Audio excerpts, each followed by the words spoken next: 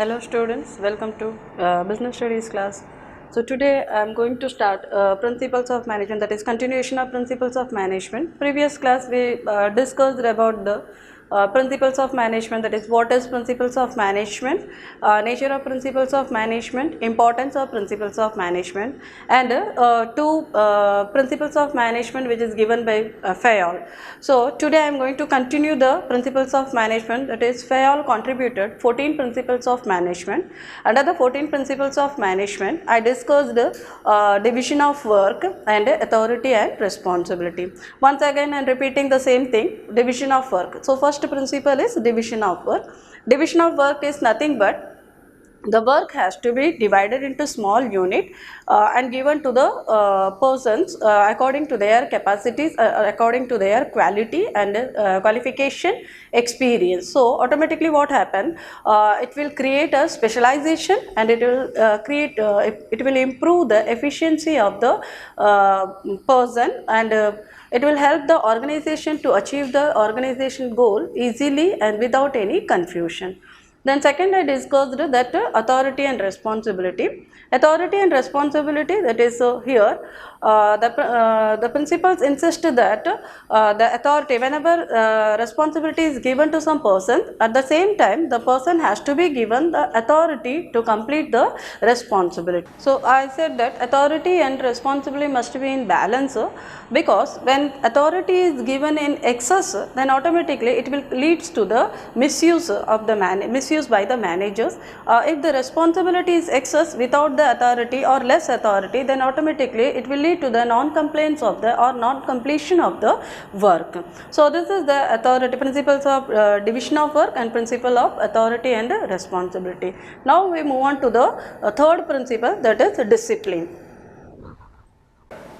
Okay, discipline. Discipline means framing of rules and regulations, following a code of conduct, meeting of commitments by subordinate as well as by superior, clear and fair agreement between superior and subordinate, judicious application of penalties. So what the principles of discipline says, that principles of discipline says that every person must follow the rules and regulations framed by the top level management. That means what? In an organization there must be a rules and regulation. So rules and regulations, that is fair rules and regulations, fair agreement. Not only the rules and regulation has to be followed by the employees, the rules and regulations also followed by the superiors as well as subordinates. That means not only the employees, employer also has to follow the rules and regulations which is framed by the top level management. The next thing is what? Whenever we are framing rules and regulation, the rules and regulation must be clear instruction. It must be a clear instruction or it has a fair agreement between superior and subordinate. Then judicious application of penalties. That means in case if anybody is not following the rules and regulations in the organization, then automatically penalty will be there. Okay, ये क्या है हम देखते हैं. Rules and regulations nothing but आप जब school में देख रहे हैं, आप जब स्कूल में जा रहे हैं तो आप लोगों को भी हम रूल्स एंड रेगुलेशंस दिए होंगे. For example it is your first day class, automatically आपके क्लास टीचर या कोई भी टीचर्स आएंगे तो ऑटोमेटिकली क्या बोलेंगे, the rules and regulation to be followed by you. क्या क्या हो सकता है, यूनिफॉर्म के बारे में हो सकते हैं, देन क्लास में कैसा रहना चाहिए, देन अदर थिंग्स, बुक्स वगैरह, बुक्स नोट्स ये सब कैसा आपको रखना चाहिए, इस तरह बहुत कुछ जो है आपको बताएंगे. So you have to follow the rules and regulations. Time से आना, टाइम से जाना, इस तरह जो है रूल्स एंड रेगुलेशंस फॉलो किए, फ्रेम किए होंगे. So then you have to follow the rules and regulations. If you are not following the rules and regulations, क्या हो सकता है, बहुत सारे प्रॉब्लम्स हो सकते हैं. फॉर एग्जाम्पल एक रूल्स हम बता देती हैं. इनके इफ़ आपको अगर कुछ प्रॉब्लम हो रहा है, लाइक फीवर हो रहा है, तो आपको जाना है, तो पहले ही आपको बताया गया है अनलेस और until your parents are coming to pick up you, आपको बाहर नहीं भेजा जाएगा. दैट मीन्स आपको तभी आपको आपको स्कूल से बाहर भेजा जाएगा। इन एनी कंडीशन आपका पेरेंट आएंगे, उनके उसके बाद ही आपको जो है स्कूल से बाहर भेजा जाएगा। This is the rules. आपको ये रूल्स को फॉलो करना होगा। If you are not following the rules then क्या हो सकता है, प्रॉब्लम हो सकता है, आपके ऊपर पेनल्टी आ सकती है या कुछ भी हो सकता है। सेम थिंग, बहुत सारी चीज़ें, आपको कोई भी स्कूल का प्रॉपर्टीज़ को डैमेज नहीं करना है, ये आपको बोला गया है। This is the rules of the school. If you are damaging the property of the school then automatically आपके ऊपर क्या होगा, पेनल्टी होगा। This should be happen in the organisation also. Organisation में जो रूल्स एंड रेगुलेशंस फ्रेम किया गया है, according to the rules and regulations every employer and employees को फॉलो करना होगा। इन केस वो नहीं किए तो देन वहाँ पे इनडिसिप्लिन क्रिएट होने का chances are there. So to avoid these things principles of discipline जो है उनको फॉलो करना होगा। ओके, अगर प्रिंसिपल्स ऑफ डिसिप्लिन को हम फॉलो करते हैं then what is the positive effect.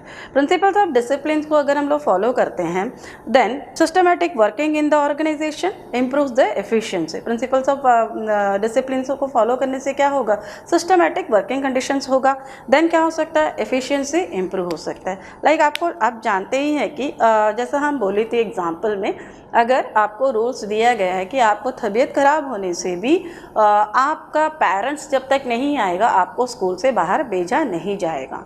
So this is the rules, you have to follow the rules. This is the disciplinary one. Discipline का एक रूल्स है, तो ये रूल्स को आपको फॉलो करना होगा। इन केस ओके, सो आप ये रूल्स को फॉलो कर रहे हैं then there should not any problem. So systematically आप जा रहे हैं, ये है, सो सिस्टमेटिकली आप जा रहे हैं। देन नेक्स्ट जो है इम्प्रूव्स एफिशिएंसी। ऑर्गेनाइजेशन में क्या होगा, एफिशिएंसी को इम्प्रूव कर सकता है। आप रूल्स के हिसाब से एवरीथिंग करेंगे, एग्रीमेंट के साथ में आप काम करेंगे, देन सिस्टमेटिक वर्क होगा। Okay, this is the positive effect. What is the consequences or what is the negative effect if we are violating the principles? अगर हम लोग के principles को फॉलो नहीं कर रहे हैं, ऑर्गेनाइजेशन में ये प्रिंसिपल को फॉलो नहीं कर रहे हैं, देन क्या हो सकता है, डिसऑर्डर हो सकता है, कन्फ्यूजन्स हो सकता है and chances of chaos also. Then यहाँ पे वेस्टेजेस हो सकता है, like wastages of resources, then delay in work. Okay, indiscipline, again indiscipline create हो सकता है। जैसा हम बोली थी, एग्जाम्पल हम लेते हैं, पहले जो एग्जाम्पल हम बोली थी कि आपको स्कूल से बाहर जाने के लिए आपका पेरेंट्स का ज़रूरत है। इन केस ऐसा एक रूल स्कूल में फ्रेम नहीं किया होगा, क्या हो सकता है, आप जानते हैं जब मर्जी है आप सब क्या कर सकते हैं, स्कूल से चले जाएंगे। कभी किसी को सर दर्द, कभी किसी को फीवर, इस तरह आप एक बोल के आप क्या कर सकते हैं, जा सकते हैं। क्या ये डिसिप्लिन क्रिएट करेगा, क्या हो सकता है वहाँ पे, डिसऑर्डर क्रिएट कर रहा है, इनडिसिप्लिन क्रिएट कर रहा है। सो ये सब नहीं होना है। So in case if you are violating the principle of discipline, so ऐसा ही होगा, डिसऑर्डर्स होगा, कन्फ्यूजन्स होगा, कैओस होगा, इनडिसिप्लिन क्रिएट होगा। ओके, ऑर्गेनाइजेशन में ये सब भी ऑर्गेनाइजेशन में भी होगा। देन और क्या हो सकता है, डिसिप्लिन के साथ में हम काम करेंगे, देन ऑटोमेटिकली व्हाट, हम एक एग्रीमेंट के साथ में काम कर रहे हैं, तो एग्रीमेंट में आपको बताया है आप अगर ये रूल्स को फॉलो करके काम करेंगे then you will be given this one, और आपको पनिशमेंट मिलेगा, इधर आपको रिवॉर्ड्स मिलेगा। सो ये आपका एग्रीमेंट में होगा। So according to the agreement आप जाएंगे, तो आपको क्या हो सकता है, आप अगर अच्छी तरह से काम करेंगे डेफिनेटली आपको रिवॉर्ड मिल सकता है। देन आप काम अच्छी तरह से नहीं कर रहे हैं, वहाँ पे कुछ प्रॉब्लम्स हो रहा है, देन ऑटोमेटिकली क्या होगा, वहाँ पे आपको पनिशमेंट हो सकता है। सो नॉट ओनली पनिशमेंट, यहाँ पे क्या हो सकता है, हम डिसिप्लिन यूज़ नहीं करते हैं, then automatically it create wastage of resources, क्योंकि हम क्या कर रहे हैं, जैसा मर्जी वैसा काम कर रहे हैं। सो डेफिनेटली वहाँ पे क्या हो सकता है, रिसोर्सेज का वेस्टेज हो सकता है। Then delay in work also, अगर हमको बोला गया है, रूल्स में आपको बोला गया है कि within a day you have to complete the work, देन क्या करेंगे, आप वो वर्क को कंप्लीट करने का कोशिश करेंगे if there is a rules और देयर इज़ अ अग्रीमेंट। अगर वो एग्रीमेंट नहीं है तो आप क्या करेंगे, उसको फॉलो नहीं करेंगे, यू विल बी लेजी। तो ऑटोमेटिकली क्या हो जाएगा, वहाँ पे टाइम जो है आप ज़्यादा लेने लगेंगे। सो डिले इन वर्क हो सकता है। So this is the principles of discipline. एक छोटा सा एग्जाम्पल, अगर आप एक प्रिंसिपल को यूज़ कर रहे हैं, दैट इज फयाल इंसिस्ट कर रहे हैं कि आप प्रिंसिपल्स ऑफ डिसिप्लिन को यूज़ कर रहे हैं, देन ऑटोमेटिकली आपको ये देखना होगा, लाइक जब प्रिंसिपल जो है प्रिंसिपल्स ऑफ डिसिप्लिन को आप नेग्लेक्ट कर रहे हैं तो आपको पनिशमेंट दिया जाएगा। सेम थिंग आपका अग्रीमेंट में क्लियर होना चाहिए, you are following the principle, then automatically you will be rewarded. So आप क्या कर सकते हैं, वो superior has to follow the agreement. So in case if any person is discipline को जो है यूज़ कर रहा है, अकॉर्डिंग टू द डिसिप्लिन वो वर्क कर रहा है, then automatically according to the agreement हम जो भी उनको देना चाहते थे अदर रिवॉर्ड और समथिंग, सो ये भी हम लोगों को देना होगा। सो ऐसा हम करेंगे तो ऑर्गेनाइजेशन में ईजिली हम क्या कर सकते हैं, गोल्स को अचीव कर सकते हैं। Okay student, next principle is unity of command. What unity of command says, order from one boss only, more than one boss confuse the subordinate, improves the effectiveness in working. So it is a simple one. So the person who are working in the organization, the employees, every employees must receive order from only one boss. That means एक ही boss से आपको order receive करना है. If you are receiving order from more than one boss, automatically it will confuse you. So it will create confusion among the worker, among the employee, that whose order he has to fulfill first. So ये जो conditions है यहाँ पे होगा। So अगर हम principles of unity of command को हम यूज़ कर रहे हैं, then it improves the effectiveness of the employees. How, हम एक एग्जांपल के साथ में बताते हैं। Right approach and wrong approach of this one आपका स्लाइड में आपको दिखाई दे रहा है। So here one boss is there, okay, see here, so one boss is there and three managers are there, three person subordinates are there. So one person will receive order from one boss. So यहाँ पे आपको पता चल रहा है one person जो है he receives order from one boss.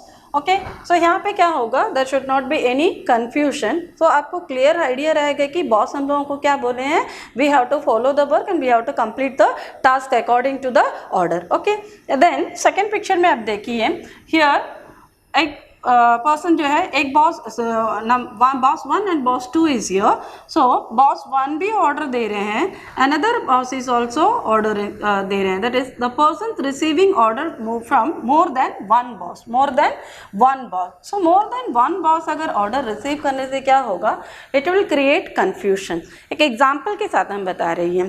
C there are different departments, हम जानते हैं ऑर्गेनाइजेशन में different departments are there. So sales department में आपको ये बोल रहे हैं, दैट इज यहाँ हम लोग ले लेते हैं sales department and it is a production department. So production department first हम लेते हैं. प्रोडक्शन डिपार्टमेंट से आपको ये ऑर्डर दिया गया है that you have to slow the production process. Why, when we are slowing the production process then automatically वहाँ पे ये हो सकता है कि आप you can maintain the standard and quality.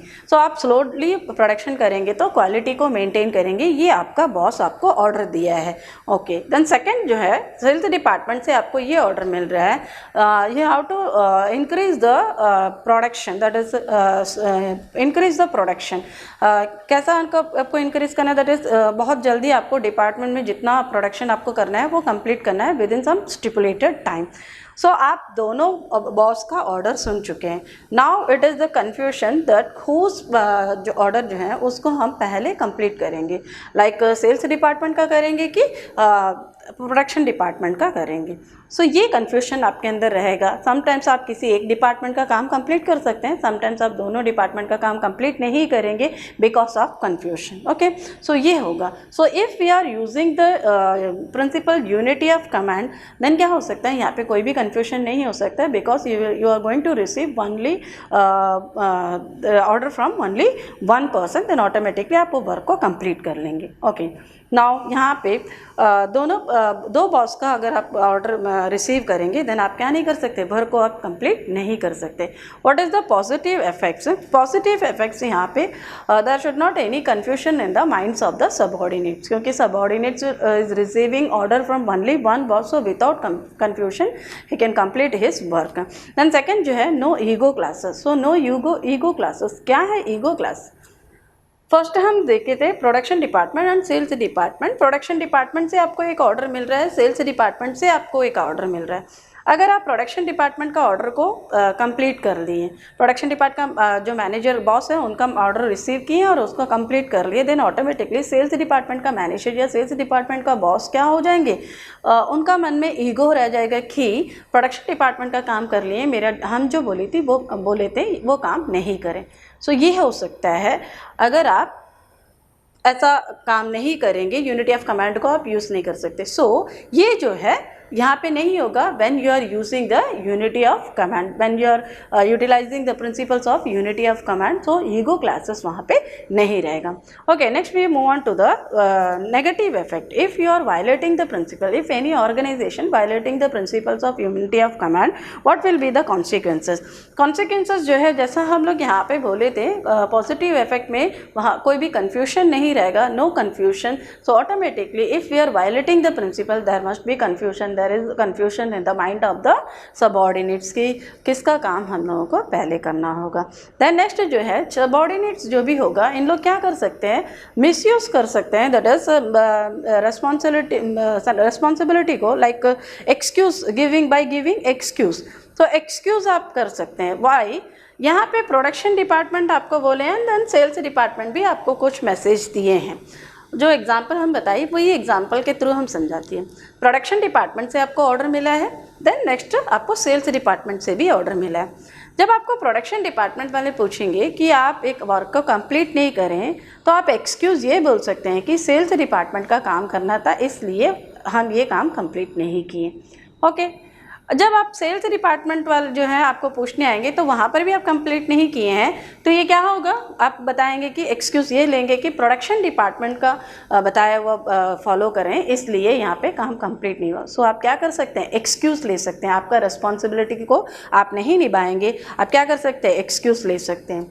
Then again ego clashes, same example ego clashes हम बताई थी कि अगर आप ये यूनिटी ऑफ कमांड जो प्रिंसिपल है, if you are violating the unity of command, then automatically it will create the ego clashes of the boss, subordinate, superiors. The next जो है difficulty in maintaining the discipline in the organisation. So unity of command आप utilise नहीं करते, unity of command जो principles है वो principles को आप यूज़ नहीं करेंगे, then automatically it will create indiscipline in the organisation. आप डिसिप्लिन को मेंटेन नहीं कर सकते. ओके स्टूडेंट्स, आई थिंक आपको समझ में आया होगा. Okay student, next we move on to the unity of direction. Next principle, unity of direction. Unity of direction is just one unit, one plan. Efforts of all employees must be directed towards one goal. Unification of efforts towards one direction. Base of coordination concept. One unit, one plan. So unity of direction insists that FAOL insists that we have to apply the unity of direction. Unity of direction says that one unit, one plan. So there may be one unit and the unit consists of one plan, one head होना चाहिए and according to that plan होना चाहिए, and the employees are directed towards to that plan, that is directed towards the achievement of the goal. One गोल ही आपका होना चाहिए, वो one goal के through आपको डाइवर्ट करना चाहिए. So if you are following और if you are applying the one unit one plan, then automatically there will be a creation of coordination create होगा.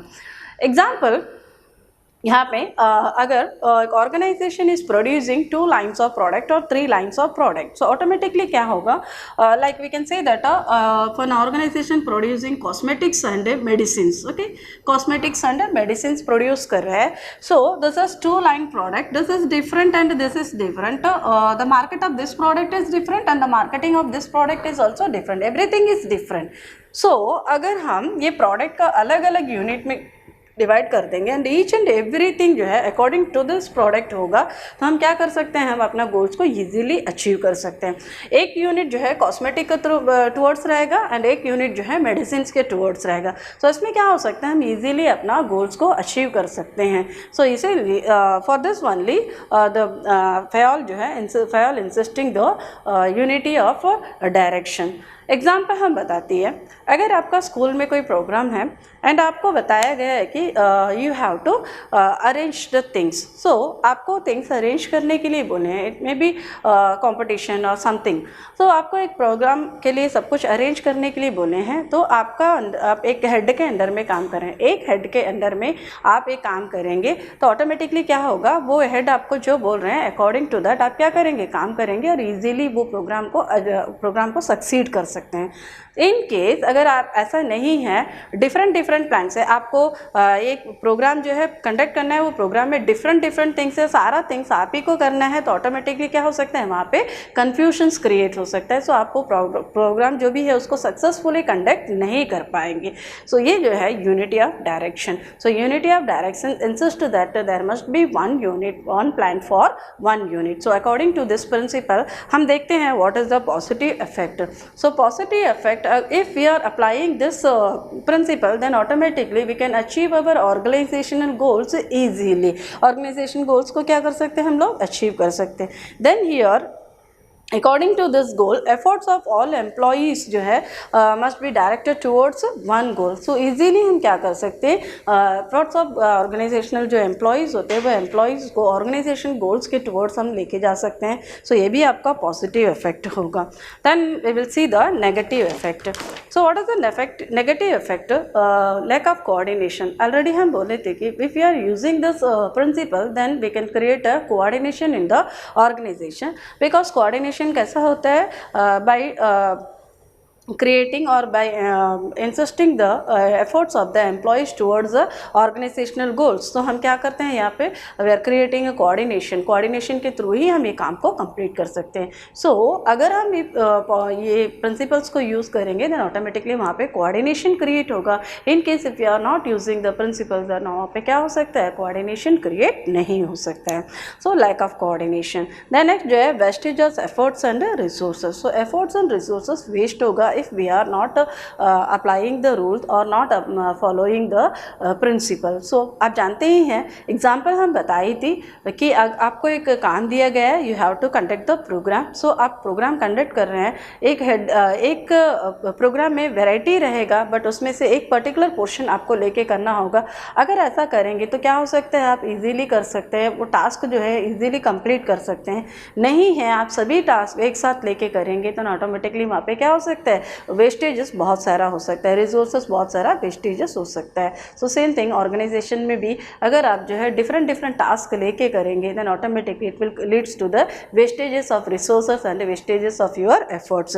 देन जो difficulty in achieving organisational goals, when there is a wastages in resources and efforts then automatically it will create difficulty to achieve the organisational goals. समझ में आया बच्चे? Okay, next move on to the next principle, that is subordination of individual interest to general interest।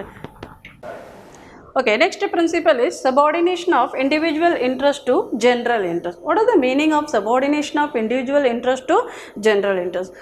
From the starting, that is first unit से लेके अभी तक हम लोग क्या पढ़ के आए हैं, that is integrating the efforts of the employees towards a common goal, यही हम पढ़े थे। सो सेम है यहाँ पे subordination of individual interest to general interest।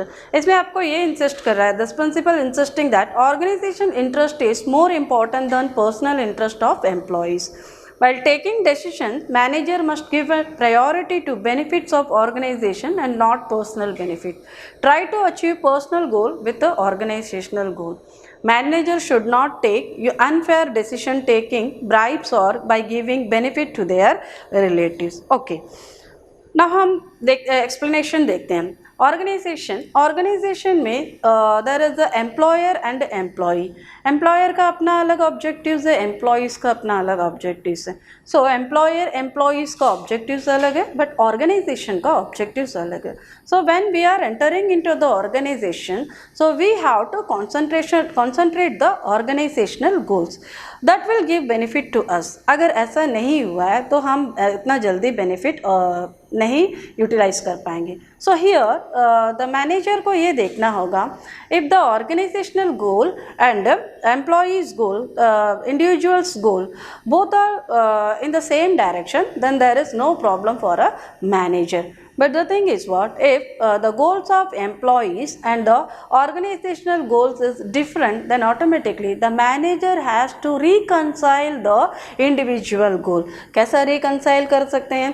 Manager को ये बताना होगा या ये करना होगा, वो इंडिविजुअल का गोल को कॉमन गोल्स के थ्रू डाइवर्ट करना होगा। So it is the duty of manager. अगर मैनेजर ऐसा नहीं कर पाए देन ये देखना होगा individual goal should be sacrifice. sacrificed, individual goal को क्या करना होगा, सैक्रिफाइस करना होगा to achieve the organisational goals. So यही है. So whenever the goals are different, that is employees goal and organisation goals are different, then the manager try to reconcile the individual goals. If it is not happen, then automatically the manager has to sacrifice the individual goals to achieve the organizational goals. So this is the principles of subordination interest into the general interest. Example हम बताते हैं. For example, आपको जो है एक काम दिया गया है, that is next day आपका क्लास में एक competition हो रहा है, that is a drawing competition. So for drawing competition you have to purchase the chart papers, okay, drawing sheets. So drawing sheets आपको purchase करना है. So your teacher asked you to purchase the drawing sheets, okay. सो आप जा रहे हैं drawing sheet purchase करने के लिए. लम्प में ड्राइंग शीट आपको परचेज करना है, से 100 पीसेस ऑफ ड्राइंग शीट्स आपको परचेज करना है. सो हियर ऑर्गेनाइजेशनल गोल आपका, दैट इज आपका गोल क्या है, आपका स्कूल का, दैट इज आपका और स्कूल का गोल या क्लास का गोल क्या है, you have to conduct the drawing. अच्छे तरह से आपको वो ड्राइंग कॉम्पिटिशन कंडक्ट करना है. So for conducting the drawing competition, drawing sheet is very important one. तो आप बाज़ार पे गए ड्राइंग शीट खरीदने के लिए. वहाँ पे क्या हुआ, दुकान जो शॉपकीपर है is well known to you. So shopkeeper आपको क्या कर रहा है, लो क्वालिटी का पेपर देके आपको सम कमीशन देने का भी बात कर रहे हैं. सो आप भी वो पेपर लेकर आ गए हैं. सो यहाँ पे क्या है, आपका गोल कुछ अलग है, आपका गोल कुछ अलग है. सो इंडिविजुअल गोल कुछ अलग है. देन आप नेक्स्ट डे आ रहे हैं, आकर स्कूल में वो पेपर को दे रहे हैं. तो टीचर आज that it is not a quality one. आप कुछ ना कुछ कर ली, कुछ ना कुछ बोल के वो बात वहीं पे रुक गया एंड कंपटीशन शुरू करें. बट क्या आप सोच रहे हैं कि ये कंपटीशन सही तरीक़ा से होगा? वो ड्राइंग शीट में आप ड्राइंग कर सकते हैं सही तरीक़ा से. It is lowest quality of drawing sheet. So वो lowest quality of drawing sheets में आप ड्राइंग नहीं कर सकते हैं. सो ये वेस्ट हो जाएगा. सो ये एक एग्जांपल हुआ. सो और नेक्स्ट थिंग इज़ व्हाट, जब आपको लग रहा है कि आप जो आपका गोल जो है वो गोल्स को आप अचीव करने में बहुत सारा प्रॉब्लम्स क्रिएट हो रहा है. So automatically you have to sacrifice the goals. आप जब एक ऑर्गेनाइजेशन में काम कर रहे हैं, आपका थिंकिंग जो है टुवर्ड्स द ऑर्गेनाइजेशनल गोल्स ही होगा. क्योंकि आप जानते हैं अगर ऑर्गेनाइजेशन गोल्स हम अचीव करेंगे देन ऑटोमेटिकली वो वहाँ थ्रू द ऑर्गेनाइजेशनल गोल्स हम भी अचीव कर सकते हैं. बट आप अगर अपना ही गोल्स को लेके चलेंगे देन ऑटोमेटिकली वहाँ पे बहुत सारा प्रॉब्लम जो है लॉन्ग रन तक हो सकते हैं. देन फैल also insisting the managers that manager जो है, ये एग्जाम्पल से ही हम बता दें, अगेन हम बता रही है, मैनेजर जो है अपना प्रायोरिटी को माइंड में नहीं रखना चाहिए, अपना अथॉरिटी को मिसयूज़ नहीं करना चाहिए. मैनेजर को भी ऑर्गेनाइजेशन के लिए ही काम करना चाहिए. सो फॉर एग्ज़ाम्पल एक मैनेजर है, मैनेजर जो है सप्लाई ऑर्डर्स वगैरह कलेक्ट करना है. So while collecting the supply orders manager has to see everything like quality and other thing, prices, everything manager has to check. Rather than ऐसा नहीं है कि मैनेजर कोई अपना रिलेटिव्स को जो है कॉन्ट्रैक्ट देने के लिए अपना रिलेटिव्स को देने का काम कर रहे हैं, ऐसा नहीं होना चाहिए. ऑर्गेनाइजेशन में आप काम कर रहे हैं तो definitely you have to follow the organisation, you have to work for the organisational goals. So this principle insists that every efforts towards the organizational goals. So individual or goal and organisational goals जो है same होगा तो problem नहीं होगा. नहीं है तो individual को अपना गोल को सैक्रिफाइस करके ऑर्गेनाइजेशन का गोल को करना, ऑर्गेनाइजेशन गोल के टुवर्ड्स काम करना होगा. So what is the positive effect if we are following this principle? The positive effect is again achievement of organizational goals. हम organization goals को easily achieve कर सकते हैं. Again coordination between the employer and the employee, coordination between the employer-employee or coordination between the individual goals and the organizational goals. अब if we are sacrificing the individual goals then automatically हम organizational goals के towards काम कर रहे हैं. So क्या हो सकता है? Coordination create हो सकता है. Then what is the negative effects? What is the consequences? Again consequences आप क्या नहीं कर सकते हैं यहाँ पे, अचीव नहीं कर सकते, ऑर्गेनाइजेशन गोल्स को अचीव नहीं कर सकते अगर दोनों का, इंडिविजुअल एंड ऑर्गेनाइजेशन दोनों का गोल्स अलग अलग रास्ते पे रहेगा तो हम क्या नहीं कर सकते, ऑर्गेनाइजेशन गोल्स को ईजिली अचीव नहीं कर पाएंगे। देन एम्प्लॉयज़ जो है लॉन्ग रन तक सफ़र कर सकते हैं, लाइक अपना ही गोल्स को लेके चलना चाहेंगे तो एम्प्लॉय क्या कर सकते हैं, लॉन्ग रन तक सफ़र कर सकते हैं। So this is the principle of subordination of individual interest to general interest. Next principle is remuneration of persons. So remuneration of persons says that pay fair and adequate wages and salary. Pay fair wages so that employees can maintain minimum standard of living. With increase in profit and prosperity of organization, increase employee salaries and wages also. Employees are not working only for happiness in organization, they are working for remuneration. Remuneration of persons means the organization has to pay fair remuneration to the employees working in the organization, because employees are coming to the organization to earn revenue for their livelihood. So here the organization must pay the remuneration, at least they have to maintain the minimum standard of living. So this is very important. The next thing, the organization has to see some act, that is the organization before paying the salary or before fixing the salary for the employees, they have to see that the position of the organization. The fair wages is determined according to the financial capacity of the organization.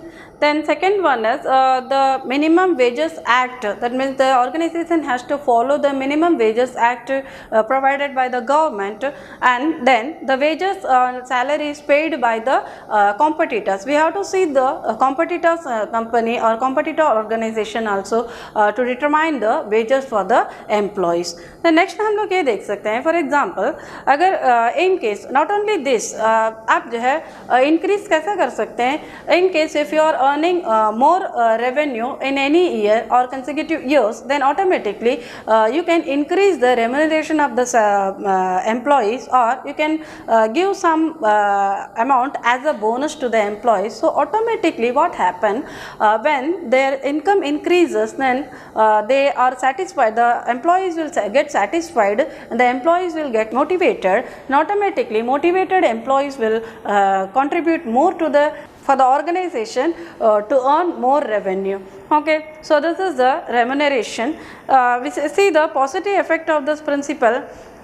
when adequate salary आप देंगे या minimum salary आप देंगे, sometimes अगर आपको extra profit मिल रहा है, सो आप ये रेम्यूनरेशन प्रिंसिपल के हिसाब से आप एक्स्ट्रा जब भी प्रॉफिट आपको मिलेगा आप बोनस के रूप में देंगे, then automatically what happen, the employees will be motivated. So employees get motivated, then once employees motivate होंगे दे डिवोशनली वर्क करेंगे, ऑर्गेनाइजेशन में डिवोशनली वर्क करेंगे.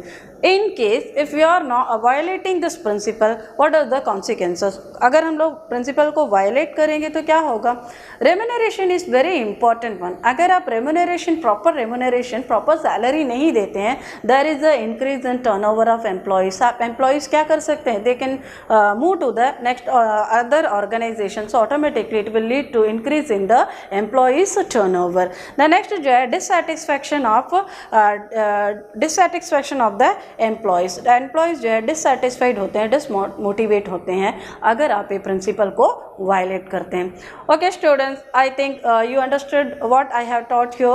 सो go through the book and next class में हम देखते हैं बाकी जो भी प्रिंसिपल्स बचे हैं वो प्रिंसिपल को देखते हैं. Thank you.